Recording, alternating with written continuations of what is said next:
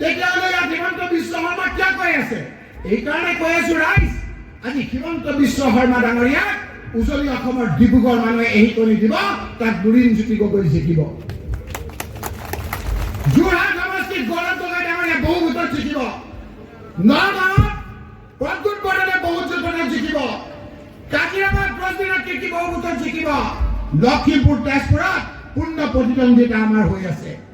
যেতিয়া এই কথাবিলাক হিমন্ত বিশ্ব শৰ্মাই গম পাইছে, আগতীয়াকৈ এতিয়া তেওঁৰ ৰাজনৈতিক বন্ধু হৈছে বদৰুদ্দিন আজমল ডাঙৰীয়া। এই কথাখিনি আপোনালোকক বুজাব বিচাৰিছো। সচেতন ৰাইজসকলে জানে, যদি ইউডিএফৰ আজি জন্ম নহ'লেহেঁতেন, তেতিয়াহ'লে আজি বিজেপি চৰকাৰ নহ'লেহেঁতেন, হিমন্ত বিশ্ব শৰ্মাৰ নিচিনা অত্যাচাৰী মুখ্যমন্ত্ৰী আজি মুখ্যমন্ত্ৰী হ'ব নোৱাৰিলেহেঁতেন। হয় নে নহয় কওক ৰাইজ?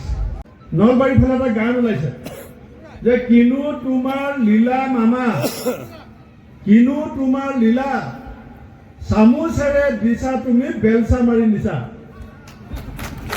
গান ওলাইছে মানে 1200 টকা দিয়ে, 5 কেজি চাউল দিয়ে আৰু চব বস্তুৰ দাম বঢ়াই দি চামুচেৰে দি বেলচা মাৰি আপোনাৰ পাছত লৈ যায়।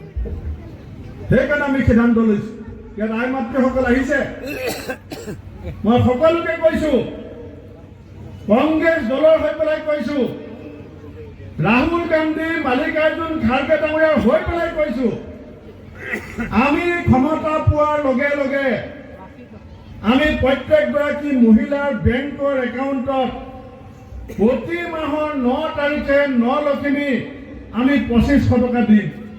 আমি দিম গেছ 50। এটা সময়ত শ্লোগান আছিলে ডিভাইড আছাম 50-50।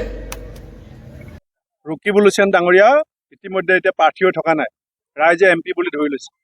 গতিকে মই নিশ্চিত যে ধুবুৰীৰ মানুহে এনেকুৱা ঐতিহাসিক সিদ্ধান্ত ল'বলৈ ৰৈ আছে, যিটো সিদ্ধান্তই অসমৰ মাটিৰ পৰা সাম্প্ৰদায়িক ৰাজনীতি বিদায় দিব। ধুবুৰীৰ মানুহে বুজি পাইছে যে আজমল যেতিয়ালৈকে অসমৰ ৰাজনীতিত থাকিব, বিজেপি RSS সাম্প্ৰদায়িক ৰাজনীতি কৰাৰ সুযোগ পাই থাকিব। বিজেপি RSSক উৎখাত কৰাৰ সমান্তৰালভাৱে ধুবুৰীৰ মাটিৰ পৰাও তলা চাবি আমি ব্ৰহ্মপুত্ৰত দলিয়াব লাগিব। আৰু সেই কাম যে এবাৰ ধুবুৰী মানুহে কৰিব, তাৰ সাক্ষী অসমৰ সংবাদ মাধ্যম আপোনালোকৰ চেনেলত গধূলা ওলাবও পাৰে নোলাবও পাৰে, কিন্তু সাক্ষী আপোনালোকেই হয়। কি ক'ব? মুখ্যমন্ত্ৰীয়ে পানী দেখি আছে, পানীৰ তলত কাৰেণ্ট দেখা নাই। উজনি অসমৰ মানুহে এবাৰ কিয় বিজেপিক ভোট নিদিয়ে, মই 5টা কাৰণ আপোনাক কৈ যাম।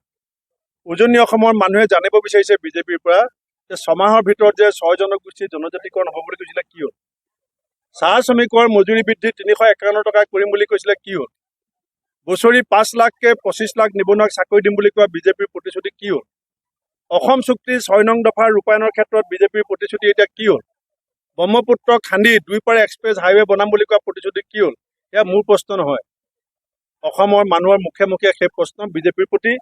আৰু কালিলৈ যদি আহি নৰেন্দ্ৰ মোদী ডাঙৰীয়াই প্ৰতিশ্ৰুতি ভংগ কৰা অপৰাধত অসম মাতৃৰ চৰণ চুই পেলাই যদি ক্ষমা বিচাৰে বেলেগ কথা, যদি কালিলৈ প্ৰধানমন্ত্ৰী আহি অসমীয়া জাতিক ক্ষমা নোখোজে প্ৰতাৰণা, প্ৰবঞ্চনা আৰু প্ৰলোভনৰ কাৰণে, তেতিয়াহ'লে কি হ'বলৈ গৈ আছে আপোনালোকে গম পাব।